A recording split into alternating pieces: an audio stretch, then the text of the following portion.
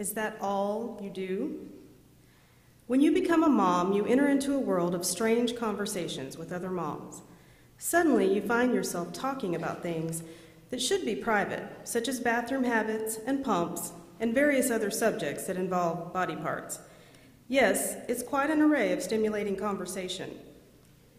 Thankfully, as your kids get older, you move out of that season of fascination with milk and poop, and you enter into a more mature line of conversation, like cars and girls, and why we shouldn't repeat all the words that Grandpa says.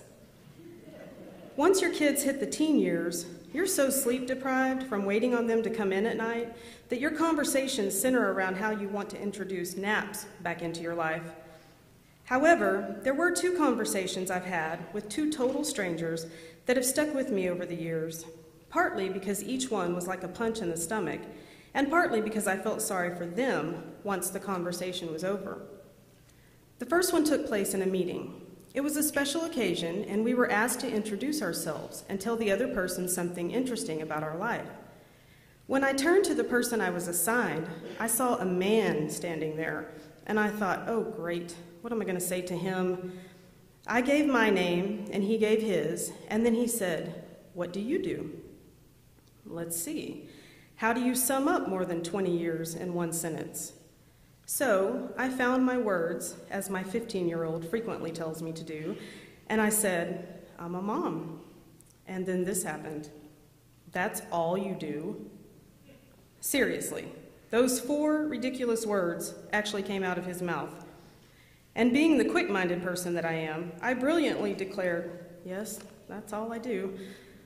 The second memorable conversation took place a few years later with an older woman who probably really meant well when she asked me, "Don't you want to do more?" With bulging eyes and flushing red cheeks, I said, "More?" I know she didn't just ask me if I wanted to do more, considering I was about to graduate my oldest from 12 years of homeschooling, and I still had 6 more years to go with my youngest. There are many moments that stand out in my 21 years of being a mom. Sweet moments of mommy bliss, and sorry moments of mommy losing her mind. Moments when I was on top of the world, and moments when I was on my knees, morning and night. I used to dream of a career, so I went to college. But along came a child, and from that moment on, all I could think about was being at home with him. So I put down the dreams and traded my college credits for diapers and wipes. I poured my life into raising my boys, homeschooling and parenting and running a household from top to bottom. I can't tell you how many special snacks I fixed, how many forts and tents made out of blankets, and how many teaching moments I had the privilege of being a part.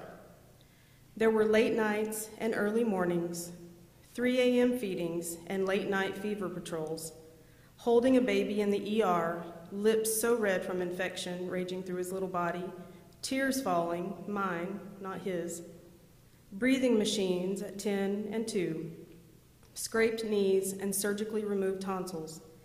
There were sweet mornings of teaching them how to read, and tender, broken-hearted moments of saying goodbye to girls and friends and girlfriends who weren't meant to be. Listening to hours upon hours of guitars and instruments, because I live with 3 musicians. Suffering through talks of computers and guns and more Spider-Man stories than I care to count. How do you sum that up and make it seem important to a total stranger? How do you convince someone that 20-plus years of being at home has fulfilled the deepest parts of you? That reading on the couch was just as important as reading in the boardroom. That making chicken nuggets for 2 was just as important as ordering steak with the boss. How do you put that into words? How do you make someone understand that kind of deep satisfaction? Well, I'm a few years older than I was when those conversations took place, but I've often thought of how I would respond if faced with those same questions again today. I'm pretty sure I would stand a little taller, speak a little bolder, and this time I would proudly say, "Yes, that's all I do." Thank you.